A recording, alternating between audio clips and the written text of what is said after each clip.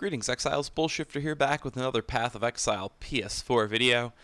Today I just wanted to kind of bring a few things to light, acknowledge a few things, just kind of open up a discussion about some things that GGG is kind of talking about this league, but for us on console at least, it's been going on for quite some time over the past, essentially since the last league to kind of a more noticeable extent, and most likely since pretty much the game's launch on PS4 and for even longer on Xbox One. And that's the performance and stability of the game. We've talked about this in the past. Obviously Legion League brought a lot of this to light, and after the melee upgrade that was done through the game, a lot of issues seemed to kind of arise from it. A lot of that also came from some of the mob density spikes we kind of started to see. It does seem like after Legion League, we did start to see more enemies on the screen at once as they tried to adjust the early game difficulty to kind of more prepare you for the late game difficulty. And it seemed to cause a few more performance issues. However, performance issues have been going on for a long time with this game, even on PC. I've kind of read around the forums a bit today and have discovered that there's plenty of PC players who have been running into similar issues that we've been running onto on console as well. So without further ado, let's just kind of get into this. So this right here is actually a forum post from Grinding Gears Games themselves, just kind of acknowledging some issues with the game and their belief on what may or may not be causing a few of these issues. So I'm not going to read this verbatim, just that would take too much time. It's not that long, but I don't want to sit here and bore you with reading this verbatim. If you want to go ahead and read this, it's in the announcements under the Path of Exile forums, which is right on the Path of Exile main website. So performance and stability, they just kind of acknowledge here that they've been hot topics in the community recently. Unfortunately, they are not too active with the console community. This has been a thing for us for quite some time. They talk about the blighted maps and how they believed initially it was a server issue, but then came to realize when they created more servers that were less populated that it turned out to not be a server issue. So they had kind of ruled out the fact that this has anything to do with server population, internet connection, anything like that. So if you are experiencing lag, which you most likely are if you are playing on console, it is not your internet. It is nothing that you can probably control at this point. It is the league mechanics themselves, according to GGG. Down here, they talk about minion performance. Actually, before we get into that, they do acknowledge here, talking about essentially what should happen, which should keep mob density a bit lower and keep performance higher in the game, is that they believe that there should be a low amount of monsters with high life and a bunch of monsters with low life, and that you essentially kill those lower level monsters, get rid of them to unpopulate the screen and enhance performance essentially. So they're kind of acknowledging the fact that with the additional enemies being on the screen, that is affecting performance, which makes sense. Like, I'm not going to sit here and say that that's not one of the reasons for the performance issues. It very likely is a huge reason for the performance issues themselves. So down here, they talk about minion performance. It says right here, we believe the popularity of minion builds with 3.8.0 have caused a lot of the performance problems that players are encountering. Minions are monsters, so all the problems mentioned above apply to them. So for any of you who saw my league announcement video, when I went through the patch notes and some of the things they talked about for the new league, I pretty much nailed this one on the head on exactly what was going to happen. I didn't necessarily say that it was guaranteed to happen, but I did say that if they didn't increase performance, if they didn't somehow manage to fix that before implementing this league, that this league was going to be largely problematic for console players, and that's exactly what happened. They didn't improve anything and just implemented this new league, and all of the issues that it was my fear were going to arose. Minion builds are obviously going to be more popular. You've buffed them the most. You've enhanced them to the point where it's, the sexy, appealing build to use this league. And it's already a league that populates a bunch of enemies and a bunch of effects on these towers on your screen. So it's already, really sucking performance out of the game. It's very performance intensive. There's a lot going on already. So when you have a bunch of necromancers running around with these minion builds now on top of that, of course your game's gonna, suffer in the performance category. This was something that I was really worried was gonna happen, and it's exactly what did happen.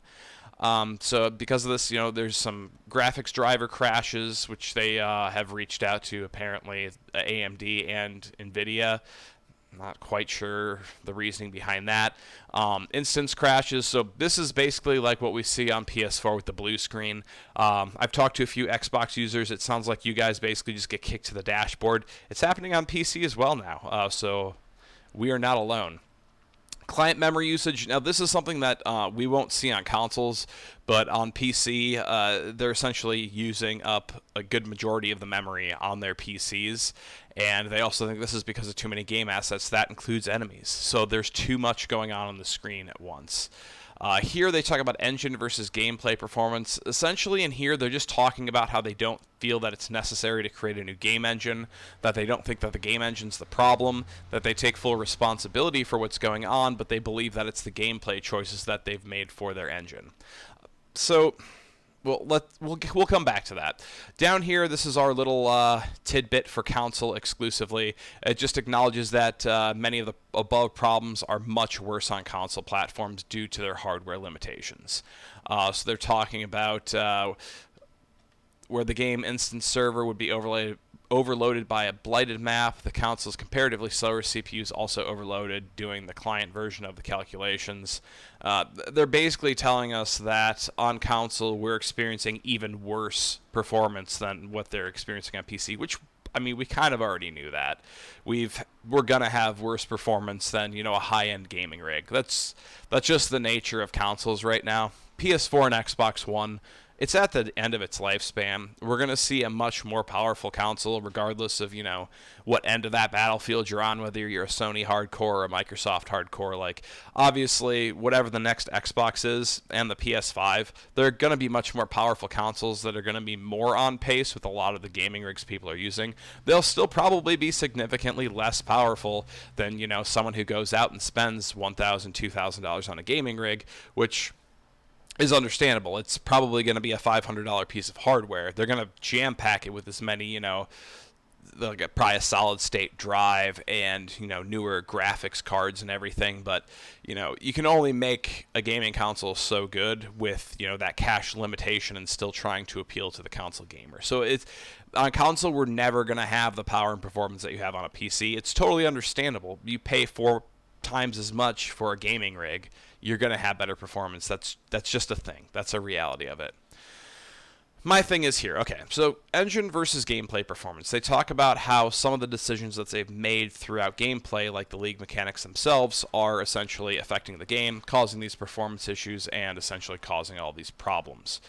Now, I'm glad they acknowledge it. I just want to throw that out there because I know this is going to seem like a really negative video, but it's because we're talking about something that has just become a giant issue with the game. It's progressively gotten worse since the launch on PS4. I'm assuming for all you Xbox gamers, it's probably progressively gotten worse since the launch on Xbox as well. And I feel like they're just doing so many things that are just overly ambitious. But I don't feel like hope is lost for this game. There are things that I feel that they can do to right the course, but in order to do that, they need to have console in mind as well as PC. They need to understand that people are playing this on a console that's half as powerful as some of these gaming rigs, maybe even less powerful than that. Now, yes, we are a short ways away from next-gen consoles. However, that's going to be sometime probably late next year. This game has, a lot to go through in getting to that point, and not everyone's going to get a new gaming console as soon as it comes out. Some people are going to wait a couple of years to get the new gaming console, so it's important that you get this working properly on PS4 and Xbox One. How did they get to that? This is just my opinion, so take this with a pinch of salt. I'm going to throw out some arbitrary numbers and just some ideas off the top of my head that I think could potentially make performance of Path of Exile better on console.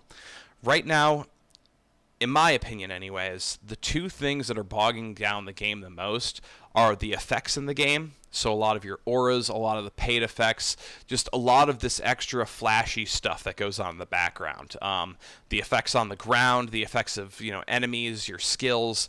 There's just a lot of flashy stuff going on, and it looks really cool, but it drags down game performance, and that's an issue. That's something we need to be able to scale on console. We need to be able to turn off other people's effects. We need to be able to scale down or turn off enemies' effects, even our own effects, scale them down. We need to have options. We need to have lower graphics options, lower shadows options, lower texture options, things that are similar to what people have on PCs to be able to scale back if their PC isn't necessarily a high-end gaming rig. That's something we need on console too. We need to be able to kind of tone this game down a little bit in order to have a higher performance. Now, some people may want to keep it turned up. Not everyone is grinding out high tier maps. Some people are just running the campaign. Maybe they're running low tier maps, so performance isn't as much of an issue. That's why you have that option to turn those effects up, so they can have that game, looking nice, looking crisp, and if the performance isn't affecting them, they have every option in the world to turn all that stuff up to the max. And I think it's important to have those options and to just not completely tone it down and leave it there without any sort of settings or options, because people are going to be running at different points in the game, and maybe you just turn down those settings as you get later into the game and just find a performance point that's comfortable for you. And it may differ on what type of hardware you're using.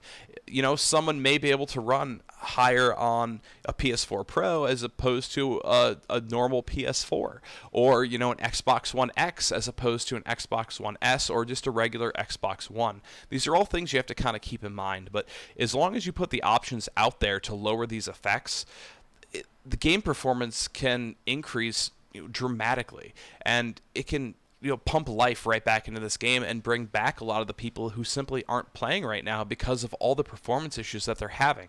So that, I believe, is one of the two biggest things that they can fix.